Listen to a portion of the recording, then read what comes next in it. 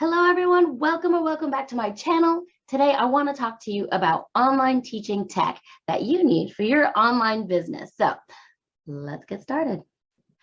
The first thing you need is fast internet. You may think this is like a given, but it is really a foundation to all successful online classes. You don't want to be stuck with no Wi-Fi connection and get kicked out of Zoom or whatever platform you may be using for your classes. Parents and learners are frustrated, the teachers are frustrated. So anytime there's a connection issue due to the teacher, it looks bad on you, right? So educators recommend do everything you can to set yourself up for success to include fast internet. I actually have an Ethernet cord still, so I am hardwired to my internet for my online classes. I don't use it for everything, but for my online classes, I do. All right, some of the other essentials that I personally like to use and some companies require are headphones or headphones with microphones. So I have two to show you that I've used. Okay, I'm going with no background so you can see what I am going to show you. Okay, the first set of headphones that I want to show you, both of mine are headphones with microphones. This one is a Logitech one. It's wireless, so you just have a little Bluetooth chip or whatever that slides into my computer, and then you can use these. These are pretty good. I did find that I really enjoyed using these. These are Black Web. I've used these for the last 3 years, I think, and it just has a microphone here that folds down. Put them on. They're pretty comfortable. Try not to talk too loud because they're not noise canceling, but I don't hear a lot around me. So I really like using these. These are with a cord, but for me, they work just fine. So those are the two that I use, Logitech and Black Web. I will put links below in case you want to go check them out yourself. Most links I have below will be affiliate links, but not all of them. That just means that if you happen to go, like, say, to Amazon and buy one of the headphones, that I would get a certain amount. I don't even know what that is, but I don't have very much clicks on those. But it doesn't cost you any more, but it is a way that I earn a little bit of extra. All right, so the next thing I have to show you. Okay, another thing that is good would be multiple monitors. A lot of people use 2 monitors, maybe one that they're using, practicing their lesson or have their notes on, one that they're actually teaching on the platform with. One of my friends said that when she shares a screen, she shares it on one side and keeps the kids on another side so she can see more of them at once. I don't use dual monitors. I have one big one. It's actually I have a smart TV that I use as my monitor, so it's just a bigger sized monitor. But of course, dual monitors may work for some. Let's see. Now, according to OutSchool, with 2 monitors, you can share a presentation from one screen and keep your Zoom feed with the learner's faces on the other. So that's what I was mentioning earlier. This way, you never miss a question and have your notes and slides in view throughout the class.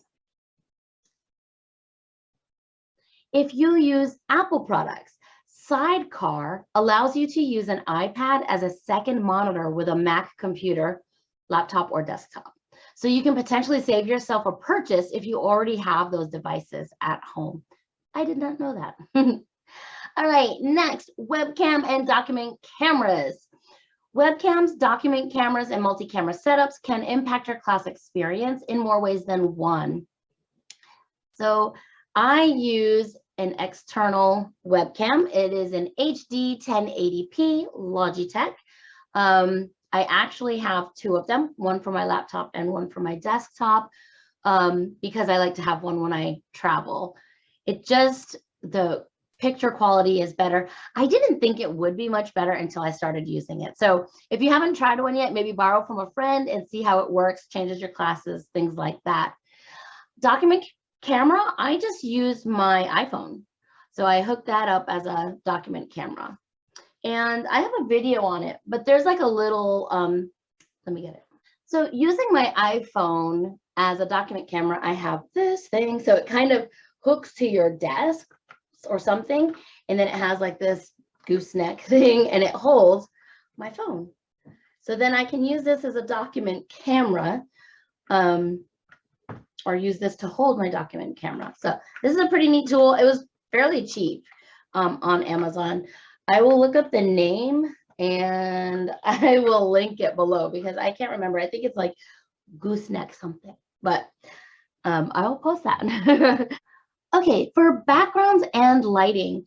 For background, you can see I use these from Amazon. Sometimes these are usually just for my classroom because my virtual backgrounds, if I try to show a book or something, it kind of blurs out or it might go into the background. So these are on Amazon. I do need to get rid of the wrinkles on this one, but I have many of them from Amazon.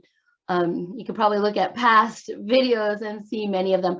But one thing I do like to use are these when I teach handwriting without tears and my Map Man, I use that one. I have this one with my puppy and my family, but I'll show you. For these, if you are reading a story, you lose the book, right? So when I don't have a background like that, you can see my story. All right, and I'll show you one of my favorites, this one. And then my friend made me one for my birthday. So all of the ones that I have made on Zoom. You can go to Canva and type in Zoom virtual backgrounds, and then you just tweak it and you just make them super cute. So let me turn off this background. I hope I'm not making anybody dizzy by having all these different backgrounds, but I really wanted to show you how it works. Lighting. I use a softbox lighting. It's just right here on me in front of my window. I have two of them, but I only use one. It came in a set of two. I actually gave one to my son. I will link that below as well. It's kind of an easy setup for me. It's just I have the direct light here. I can see I have a shadow here. I used to put it in front of me, but right now I moved my desk to a standing and I'm using both sides of the desk. So one is my YouTube studio for my business, and then I'm using this side for my classes or for my Teacher Casey YouTube. Another easy lighting thing that I've used are these. They go right here on the desktop in front of me. I keep these in my travel bag now. I used to use these solely without the softbox, but they have these little stands and it pops out. It's really easy to bring to a hotel with you and just plug them into, like, a lot of times they have the lamp there that already has like some plugins on there, and that's where I plug them in. They did come with some different faces. So this is like the white light. There was a yellow. It did come in the set of two. So these are easy to use in front of you, or like I said, to travel with. The last lighting that I have used for classes like an emergency was these little elf ones. You can just put them, like, especially over your phone or iPad, or as a little thing in front of you. These are just easy. And like I said, I use these as emergency, but I know a lot of people just actually clip it onto their cameras and use them. My lighting has changed within the last few minutes because it just got very dark outside. So a few tips about lighting. You can use ring lights that plug in instead of running on a battery. They could run out during your class if you forget to change them. I do have a few ring lights. I did show you that small elf one. Okay, so that was a little bit about ring lights. Tall lamps or desk lamps can work as lighting sources if you're on a budget and you set them up just right. You might have to play with the lighting a little bit to get them in the correct position. Natural lighting is ideal if you can get it consistent. However, if the times are changing, like right now, I have no light coming in here. So obviously that wouldn't work for me tonight. Some educators recommend roll-up green screens for your background.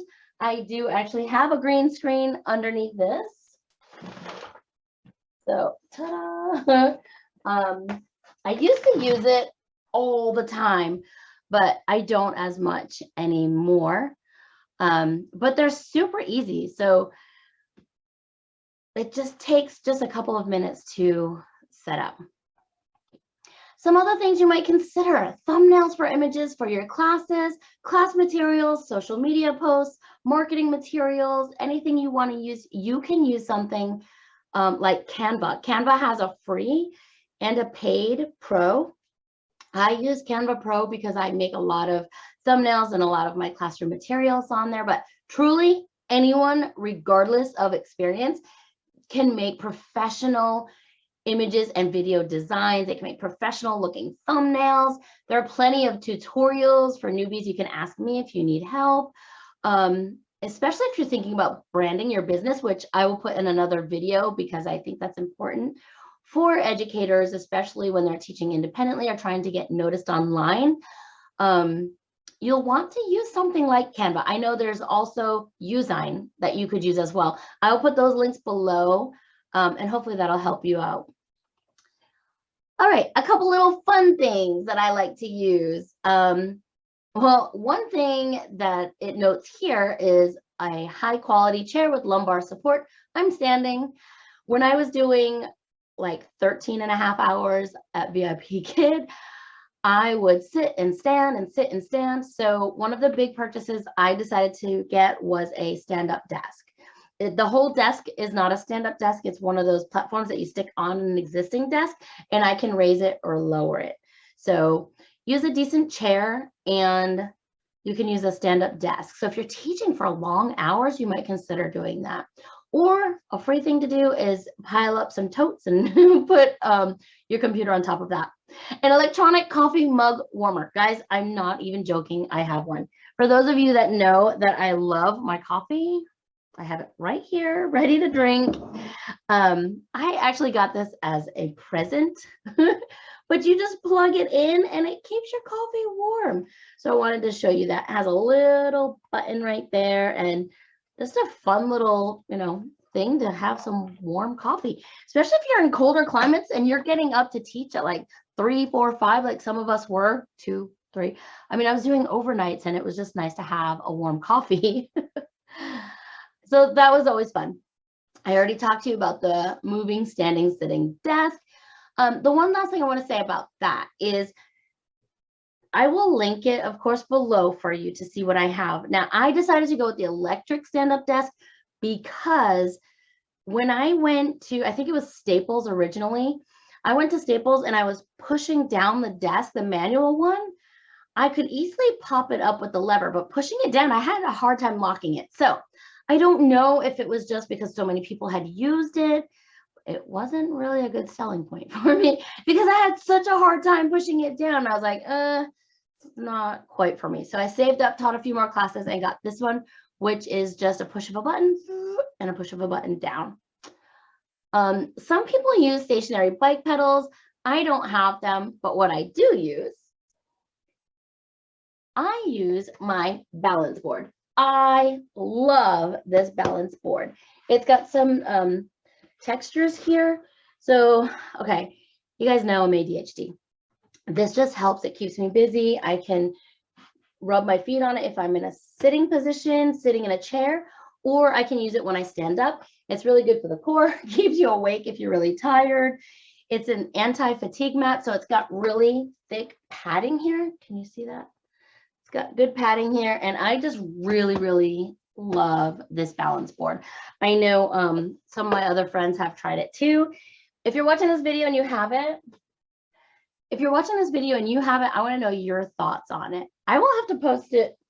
I'll have to post the link below because I don't remember the brand I've got, and it doesn't say it on there.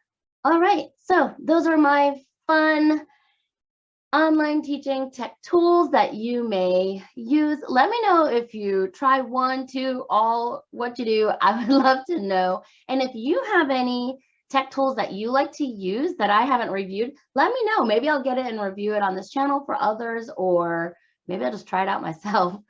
So, all right, everyone, thank you so much for listening. Please don't forget to like, subscribe, comment. Let me know what you think. Let me know your ideas on this channel, and don't forget to subscribe. I'll see you guys next time. Goodbye. Thanks.